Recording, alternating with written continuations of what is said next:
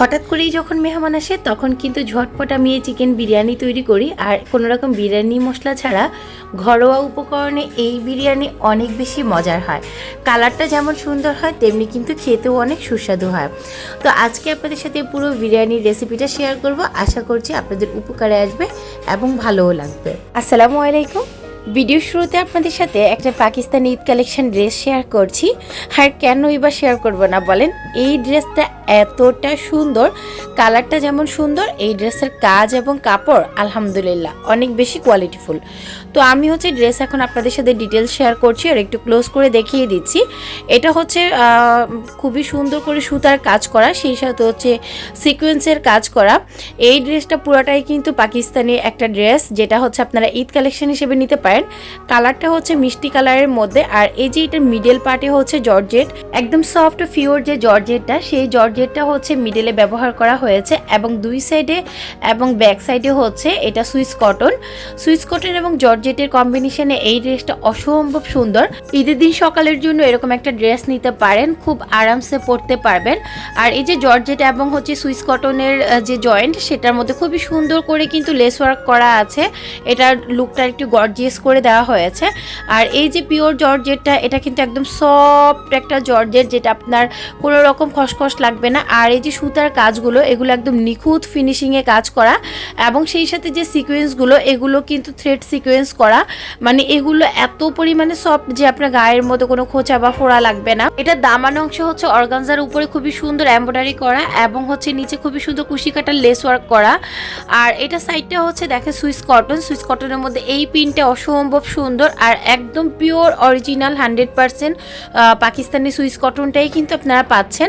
এটা কিন্তু ঈদের একটা বেস্ট কালেকশন হিসেবে আপনারা রাখতে পারেন, কিংবা যারা হচ্ছে শাশুড়ি আম্মুকে বা নিজের আম্মুকে হচ্ছে ঈদে গিফট করতে চান, এই ড্রেস হতে পারে বেস্ট একটা ড্রেস। আর এটা ব্যাক সাইডটা দেখেন, ব্যাক সাইডটাও কিন্তু অনেক সুন্দর, সুইস কটনের উপরে পুরোটা ব্যাক সাইড থাকছে। আর প্রিন্টটা কিন্তু অনেক সুন্দর, মিডলে একটা প্রিন্ট করা এবং দুই সাইডে আরেকটা প্রিন্ট করা আছে।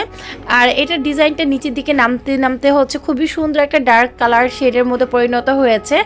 আর প্রিন্টগুলো অসম্ভব সুন্দর, পাড়টাও কিন্তু খুবই সুন্দর। আর এটা হচ্ছে স্লিভের কাপড়টাও কিন্তু আলাদা দেওয়া আছে, এবং স্লিভের যে ডিজাইনটা সেটাও কিন্তু অসম্ভব সুন্দর। এই ড্রেসের সাথে ওড়নাটাও কিন্তু সুইস কটনেরই থাকবে। যারা হচ্ছে কটন ওড়না পরতে পছন্দ করেন বা একটু বড় নামাজি ওড়না পরতে পছন্দ করেন, তাদের জন্য এই ওড়না হতে পারে বেস্ট একটা ওড়না। বিশেষ করে মা শাশুড়িরা তো নামাজি ওড়না ছাড়া পরতেই চায় না, আর কটন ওড়না ছাড়া পরতেই চায় না, তারা হচ্ছে এইটা অনায়াসে নিয়ে নিতে পারেন। আর এটা কিন্তু চাইলে কিন্তু আমরা যারা গৃহিণীরা আছি, তারা ঈদের দিন সকালে পরে রান্না বান্না সারাদিনের কাজকর্ম করতে পারি। ঈদের একটা লুকসও দিবে, সেই সাথে কিন্তু আরামসে আপনি ঘরে সব কাজও করতে পারবেন। আর এটা হচ্ছে এটার সাথে প্যান্টের কাপড়টা পিওর কটনেরই থাকবে। আর এখন অনেকেই জিজ্ঞেস করবেন যে আপু এই ড্রেসটা কোন পেজ থেকে নিয়ে আছেন। এটা হচ্ছে আমাদেরই আউটফিট বাই জেবিনের একটা ড্রেস। তো আমি হচ্ছে আমাদের আউটফিট বাই জেবিনের পেজ লিঙ্কটা আমার এই ভিডিওর ডিসক্রিপশন বক্সে আর হচ্ছে কমেন্ট বক্সে দিয়ে দিব। আপনারা চাইলে কিন্তু ভিজিট করে দেখতে পারেন। আর অনেক সুন্দর সুন্দর ঈদ কালেকশন আছে, চাইলে আপনারা কিন্তু আমাদের পেজ থেকে নিতে পারেন। তো এতক্ষণ ঈদের একটা ড্রেস কালেকশন শেয়ার করছি, এবার না হয় ঈদের একটা রেসিপি শেয়ার করি। চাইলে কিন্তু আপনারা ঈদের দিন এই চিকেন বিরিয়ানিটাও তৈরি করতে পারেন ঘরোয়া উপকরণে। তো আজকে আমার বাসায় হঠাৎ করে মেহমান আসে, আর তাদের জন্য হচ্ছে আমি চিকেন বিরিয়ানি এবং চিকেন কাবাব তৈরি করব। কারণ আমার কাছে মনে হয় ঝটপট কোনো রান্না করতে গেলে বিরিয়ানিটাই বেস্ট একটা রান্না। তো যাই হোক, আমি হচ্ছে এই যে এখানে পোলাওর চাল মেপে নিয়েছি, আর এদিকে হচ্ছে সুমাইয়া মুরগির মাংসগুলো ধুয়ে নিচ্ছে। আর এই তো পোলাওর চালগুলোকে এখন ধুয়ে আমি পানিতে ভিজিয়ে রাখবো। আর এদিকে হচ্ছে চিকেন কাবাবের জন্য চিকেনগুলোকে কিউব করে কেটে নিয়েছি। আর এখন হচ্ছে আলুগুলোর একটু চামড়া ছাড়িয়ে নিচ্ছি। তো নতুন আলু কিন্তু এভাবে ধারালো কিছু দিয়ে টান দিলে চামড়াটা ইজিলি উঠে যায়, এই জন্য আমার ভীষণ ভালো লাগে। মুরগির মাংসটা ধুয়ে একটা সাইডে রেখে দিচ্ছি। আর এখানে হচ্ছে কিছু মশলা নিয়েছি। আমি এখানে সবুজ এলাচ নিয়েছি 4টা, একটা কালো এলাচ, জয়ফল, জয়ত্রী, স্টার মশলা, 2টা লবঙ্গ আর দারচিনি নিয়েছি। যেহেতু আমি গোটা মশলায় করব, মানে ঘরোয়া মশলায় করব, তাই হচ্ছে আমি এই মশলাগুলো আস্ত ব্যবহার করব গ্রানের জন্য। আর পরিমাণ মতো তেল দিয়ে তেলের মধ্যে সবগুলো মশলা আমি দিয়ে দিয়েছি, কারণ তেলের মধ্যে যখন আপনি গরম মশলা দিবেন তখন কিন্তু অ্যারোমাটা অনেক বেশি ভালো আসবে। আর এই যে আমি হচ্ছে এবার গরম মশলা দেওয়ার পর 1 মিনিটের মতো এটাকে নাড়াচাড়া করে দিয়ে দিয়েছি পেঁয়াজ কুচি, আর দিয়ে দিচ্ছি পরিমাণ মতো লবণটা দিয়ে আবারও খুব ভালো করে পেঁয়াজটাকে একটু নাড়াচাড়া করতে করতে এটাকে একদম আমি ব্রাউন কালার করে ফেলেছি, মানে বেরেস্তা কালার যেটা, সেই কালারটা করে ফেলেছি। তারপরে হচ্ছে চুলা আঁচটা একদম লোতে করে দিয়ে যে মুরগির মাংসগুলো ধুয়ে পানি ঝরিয়ে রেখেছিলাম সেগুলো দিয়ে দিচ্ছি। এইভাবে করে যদি পেঁয়াজের কালারটা করা যায় তাহলে বিরিয়ানির কালার এবং চিকেনের কালার দুইটাই কিন্তু অনেক সুন্দর আসে। তো আমি এই জন্য এভাবে করেই তৈরি করি। মাংসগুলোকে 2-3 মিনিট ভাজার পর আমি এর মধ্যে 2 টেবিল চামচ রসুন বাটা, 2 টেবিল চামচ আদা বাটা, ধনিয়ার গুঁড়া 1 চা চামচ, জিরার গুঁড়া 1 চা চামচ আর সেই সাথে কিছু টমেটো দিয়ে দিয়েছি। টমেটোটা দিলে কালারটা অনেক সুন্দর আসে, তাই টমেটোটা দেওয়ার চেষ্টা করবেন। এবার এই সবগুলো মশলাকে একসাথে ভালো করে নাড়াচাড়া করে 4-5 মিনিটের মতো ভেজে নিয়েছি। আর এই পর্যায়ে হচ্ছে আগে থেকে ধুয়ে পানি ঝরিয়ে রাখা চালগুলো দিয়ে দিচ্ছি। তো আমি পোলাওর চাল এখানে ব্যবহার করছি চিনি গুঁড়া চালটা, আপনারা চাইলে যে কোনো পোলাওর চাল ব্যবহার করতে পারেন।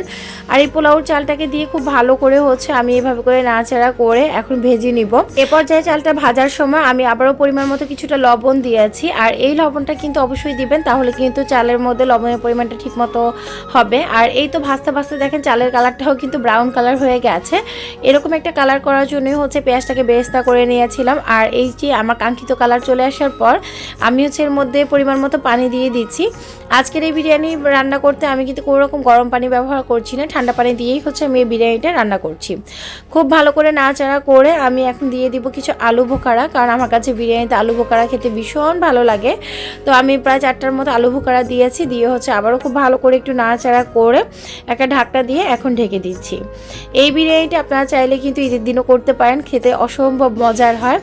যাই হোক, বিরিয়ানিটা বসিয়ে দিয়ে আমি এদিকে হচ্ছে চিকেন কাবাবটা তৈরি করে নিয়েছি। আর এই চিকেন কাবাবের আরেকটা রেসিপি কিন্তু অলরেডি আমার এই পেজে দেওয়া আছে, যদি চান কেউ আমি এই ভিডিওর কমেন্ট বক্সে দিয়ে দিব।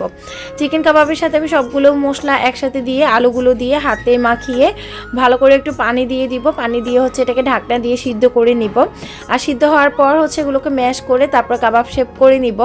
আর এদিকে কিন্তু আমাদের বিরিয়ানি কিন্তু একদম রেডি হয়ে গেছে। যখন পানিটা একদম শুকিয়ে গেছে তখন হচ্ছে আমি এটাকে উপর থেকে নিচে একবার নাড়াচাড়া করে দিচ্ছি। এ পর্যায়ে লবণটা চেক করে দেখবেন, যদি লবণটা মনে হয় যে আরেকটু লাগবে তাহলে এই পর্যায়ে হচ্ছে লবণটা দিয়ে দিবেন। এই তো আমার বিরিয়ানিটা একদম রান্না কমপ্লিট হয়ে গেছে। আমি হচ্ছে বিরিয়ানিটাতে কোনো রকম বিরিয়ানি মশলা কিংবা এসেন্স কোনো কিছুই আর ব্যবহার করিনি, জাস্ট হচ্ছে এটাকে খুব ভালো করে নাড়াচাড়া করে এখন হচ্ছে আমি 1 টেবিল চামচ পরিমাণ ঘি এবং কয়েকটা আস্ত কাঁচামরিচ দিয়ে দিব। কয়েকটা কাঁচামরিচের মাঝখানে আমি কেটেও দিয়েছি যাতে একটু সুন্দর ফ্লেভার বের হয়। যাই হোক, এবার হচ্ছে খুব ভালো করে এগুলোকে উল্টে পাল্টে চুলার আঁচটা বন্ধ করে হচ্ছে আমি দমে রেখে দিব ঢাকনা দিয়ে। জাস্ট খাওয়ার আগে হচ্ছে গরম গরম এটাকে পরিবেশন করব। আর চাইলে কিন্তু আপনারা উপর থেকে আরও কিছু পেঁয়াজের বেরেস্তা দিয়ে দিতে পারেন, এতে করে দেখতে সুন্দর হবে এবং গ্রানটাও কিন্তু ভালোই আসবে। এগুলোকে ঢাকনা দিয়ে আমি একটা সাইডে রেখে অন্য সাইডে হচ্ছে আমি কাবাবগুলো ভেজে নিচ্ছি। আর ওই যে কাবাবগুলো হচ্ছে আমি শেপ দেওয়ার পর আবারও কিছু কাঁচা পেঁয়াজ, তারপর হচ্ছে ধনিয়া পাতা কুচি এগুলো দিয়ে খুব ভালো করে মেখে তারপর হচ্ছে এই যে দেখেন চুলার আঁচটা মাঝারি হিটে রেখে আমি উল্টে পাল্টে ভেজে নিচ্ছি। আমি কিন্তু এগুলোকে আর ডিমে ডুবাইনি, তবে আপনারা চাইলে কিন্তু ডিমের মধ্যে ডুবিয়ে তারপরে এগুলোকে আপনারা ভেজে তুলে নিতে পারেন, এতে করেও কিন্তু এগুলো দেখতে আরও বেশি ভালো লাগবে। সবগুলো কাবাব ভাজি হয়ে গেছে। আর এই কাবাবের রেসিপিটা অলরেডি কিন্তু শেয়ার করেছি আমি আমার এই পেজে। আপনারা যদি একটু নিচের দিকে গিয়ে ঘুরে আসেন তাহলে কিন্তু এই চিকেন কাবাবের রেসিপিটা আপনারা পেয়ে যাবেন। যাই হোক, গরম গরম কাবাব এবং চিকেন বিরিয়ানি খেতে বসে গেছি। আলহামদুলিল্লাহ অনেক বেশি মজার ছিল। আর আমি তো চিকেন বিরিয়ানি খেতে সবসময় আচার নিই। আপনারা আমার মতো কে কে আছেন আচার পাগলা বা পাগলি, যে আচার ছাড়া বিরিয়ানি বা খিচুড়ি খেতেই পারেন না, কমেন্ট করবেন। আজকের মতো তবে বিদায় নিচ্ছি। আল্লাহ হাফিজ।